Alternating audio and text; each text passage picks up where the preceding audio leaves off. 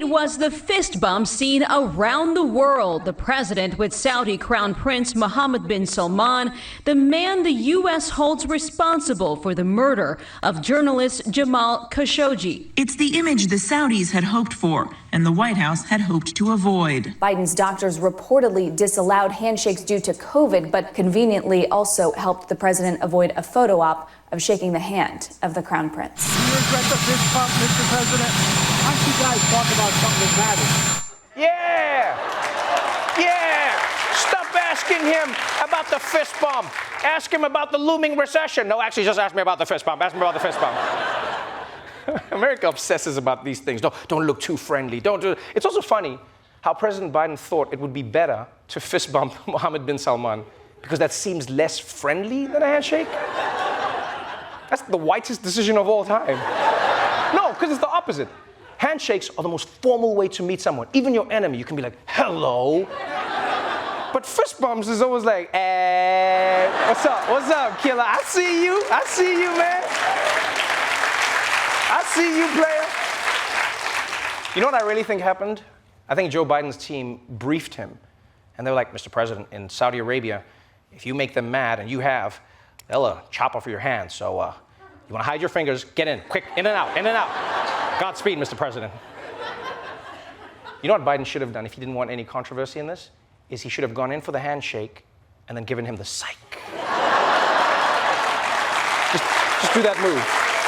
There's no comeback for that. Devastating.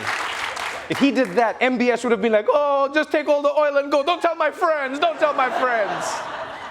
And okay, if you're wondering why this situation is so awkward, right? Oh, who cares? He fist bumped him. He met him. Why is it so bad? It's because back during the presidential campaign, Biden was saying things like this.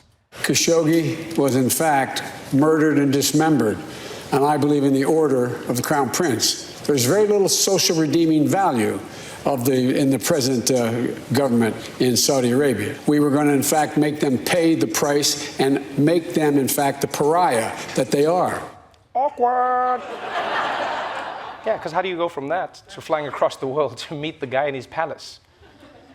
Biden must have been a little nervous. You know, you meet the guy and you've said all these things about him, call him a murderer, now you're in his palace.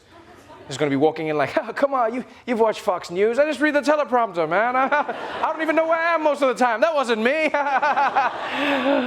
And unfortunately for President Biden, the bad news didn't stop at his presidential pound. Yes, because when Biden got back to the US, he had to deal with another all-powerful dictator, Joe Manchin, West Virginia Democrat, and somehow the real president of the United States.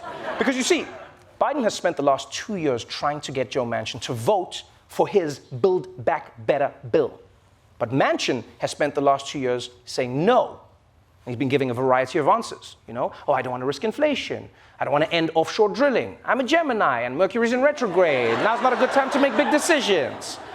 So after a lot of back and forth, Manchin said, look, I'll do a much smaller bill that only has some health insurance expansions and the climate change stuff, and then you can raise taxes on corporations to pay for it. So Democrats took out everything Manchin didn't want and came back last week with a bill that only has what he asked for. To which Joe Manchin said, oh. More now from Capitol Hill, where Democrats are extremely upset with Senator Joe Manchin after he effectively torpedoed their hopes of acting on climate change. It comes after Manchin told Democratic leadership he is not willing to back major climate and tax provisions in President Biden's agenda. Senator Bernie Sanders was especially upset over the weekend, suggesting Manchin never negotiated in good faith in the first place. People like Manchin, Sinema to a lesser degree, who are intentionally sabotaging the president's agenda, what the American people want, what a majority of us in the Democratic caucus want. Nothing new about this. Yep, Bernie's off. Yeah, haven't seen him this since someone tried to give him 1% milk. I stand with the 99% fat milk that's been excluded from the dairy aisle for far too long. No more with the 1%. And I get it. I get why Democrats are frustrated with Joe Manchin, because he's on your team. He's wearing your jersey, but every time he gets the ball, he dunks on you. But if Joe Manchin doesn't believe in these policies, the least he could do is just say so up front instead of wasting everybody's time and jerking the Democrats around for a year, pretending there was something they could do to win him over.